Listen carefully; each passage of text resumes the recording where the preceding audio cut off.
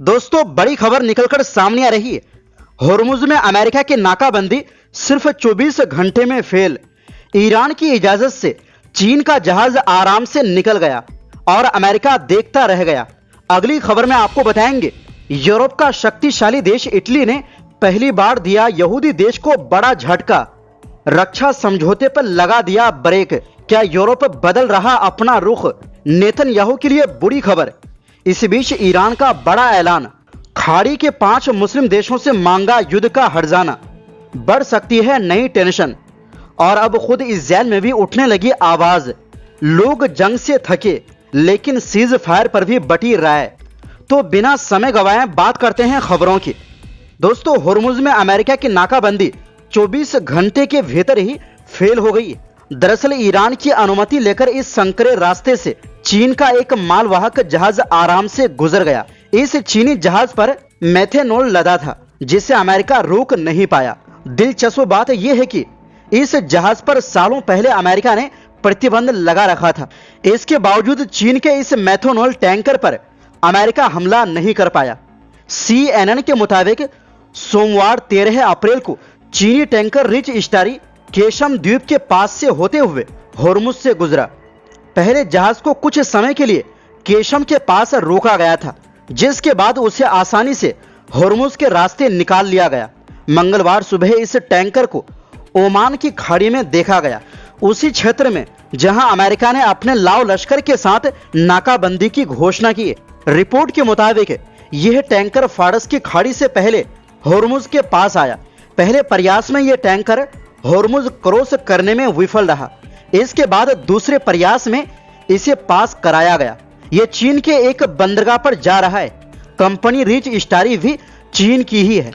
Marine traffic के मुताबिक पहले इस कंपनी का नाम फुल स्टार नाम था और यह हांगकांग का झंडा लेकर चलती थी, लेकिन अब इस टैंकर पर चीनी ध्वज है। इससे पहले चीन के रक्षा मंत्री एडमिरल डोंग जुन ने अमेरिका को होर्मुज के मामले में चेतावनी दी थी। चीन ने कहा था कि अमेरिका हमारे मामले में दखल ना दे, नहीं तो अंजाम बुरा होगा। डोंग जुन ने आगे कहा, ईरान के साथ हमारे ट्रेड और एनर्जी एग्रीमेंट है। हम उम्मीद करते हैं कि दूसरे हमारे मामलों में दखल ना दें। होर्मुज स्ट्रेट चीन के लिए खुला है। अमेरिकी सेंटकॉम का कहना है कि अरब सागर और ओमान की खाड़ी में उसने युद्धपोत तैनात कर रखे हैं। होर्मुज से जो भी जहाज गुजरेगा उस पर अमेरिकी सैनिक हमला कर देंगे।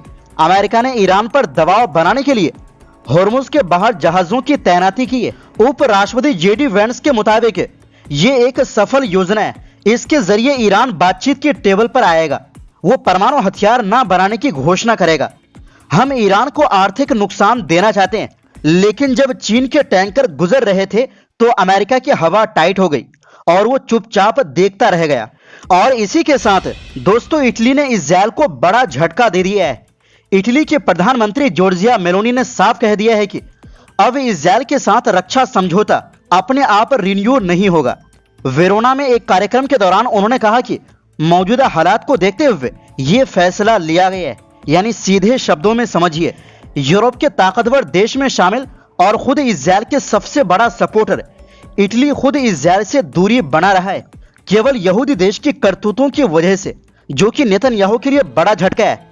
यह वही समझौता था जो 2016 से चल रहा था और हर 5 साल में अपने आप बढ़ जाता था। इसके तहत दोनों देशों के बीच हथियारों का लेन देन, सैन्य ट्रेनिंग और टेक्नोलॉजी पर काम होता था। इटली के रक्षा मंत्री गुइडो क्रोसेत्तो ने इस्राएल के रक्षा मंत्री इस्राएल कार्ड्स को चिट्ठी लिखकर इस फैसले की जानकारी भी दे दी।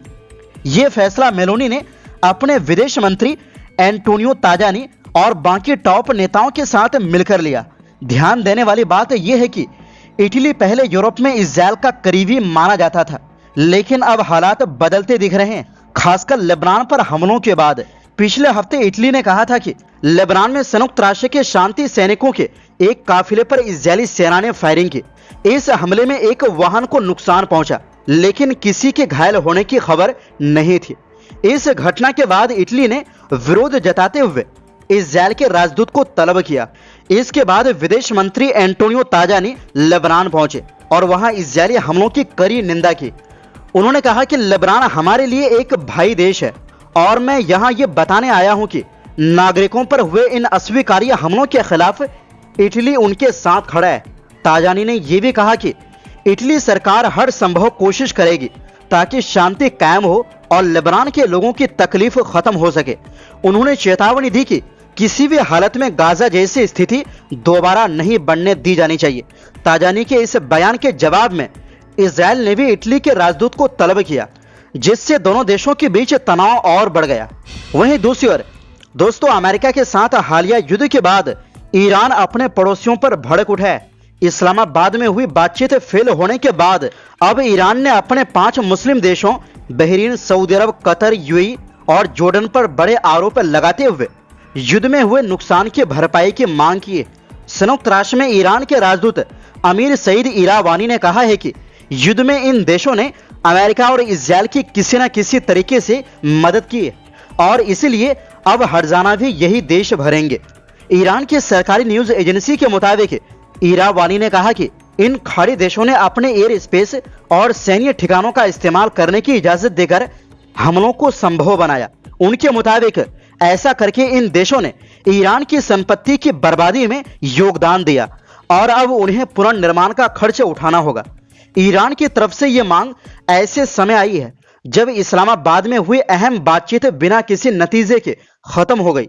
रविवार को ईरान के संसद अध्यक्ष मोहम्मद गालिबाफ और अमेरिका के उपराष्ट्रपति जेडी वेंस के नेतृत्व में हुई बातचीत 1979 के बाद दोनों देशों के बीच सबसे हाई लेवल की सीधी बातचीत हुई थी।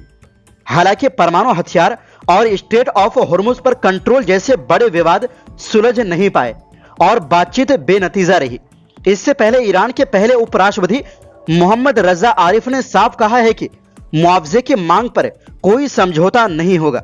उन्होंने कहा कि ईरान के लोगों को हुए नुकसान की भरपाई उनका अधिकार है और जिन्होंने इस युद्ध को बढ़ावा दिया वो इसकी कीमत से बच नहीं सकते। इस मामले पर फिलहाल खाड़ी देशों की ओर से कोई प्रतिक्रिया नहीं आई है। इस बीच ईरान के सेंट्रल बैंक ने आकलन जारी किया है जिसमें कहा गया है कि युद्ध से बुरी तरह प्रभावित अर्थव्यवस्था को दोबारा खड़ा करने में 12 साल से ज्यादा का समय लग सकता है। इसमें तेल रिफाइनरी और ट्रांसपोर्ट इंफ्रास्ट्रक्चर को हुए भारी नुकसान को मुख्य वजह बताया गया है। इसमें यह भी कहा गया है कि इंडस्ट्रियल इनपुट सप्लाई की कमी इसी तरह बनी रही तो महंगाई में 180% तक बढ़ सकती है। ईरान ने कहा है कि उसे अमेरिका और इजराइल के हमलों में करीब 270 अरब डॉलर का नुकसान हुआ है। ये आंकड़ा ईरानी शासन के प्रवक्ता फातिमा मोहजेरानी ने दिया है। उनका कहना है कि ये आंकड़ा प्रत्यक्ष और अप्रत्यक्ष दोनों तरह के नुकसान को जोड़कर बनाया गया है। और इसी बीच दोस्तों खबर है कि यरूशलेम की हिब्रू यूनिवर्सिटी ने एक पोल किया जिसमें सामने आया कि ज्यादातर इजरायली युद्ध से थक चुके हैं। हालांकि लोगों की राय में यह भी सामने आया कि 2/3 लोग अमेरिका और ईरान के मौजूदा अस्थायी युद्ध विराम का विरोध करते हैं। इस पोल के लिए 9 और 10 अप्रैल को 1312 इजरायली लोगों से बात की गई। इनमें 1084 यहूदी और 228 अरबी है। ज्यादातर लोगों ने कहा कि उन्हें नहीं लगता कि हाल की अमेरिकी और इजरायली बमबारी से ईरान या लेबनान में हिजबुल्लाह बहुत कमजोर हुआ है। करीब 39.5% ने कहा कि ईरान पर हमले जारी रहने चाहिए और 41.4% ने कहा कि युद्ध विराम का पालन होना चाहिए। यानी ज्यादातर इजरायली लोग युद्ध के खिलाफ है। गौरतलब है कि फिलहाल युद्ध विराम का दौर जारी है, लेकिन अभी तक युद्ध खत्म करने पर सहमति नहीं बनी है। तो फिलहाल के लिए इस रिपोर्ट में बस इतना ही।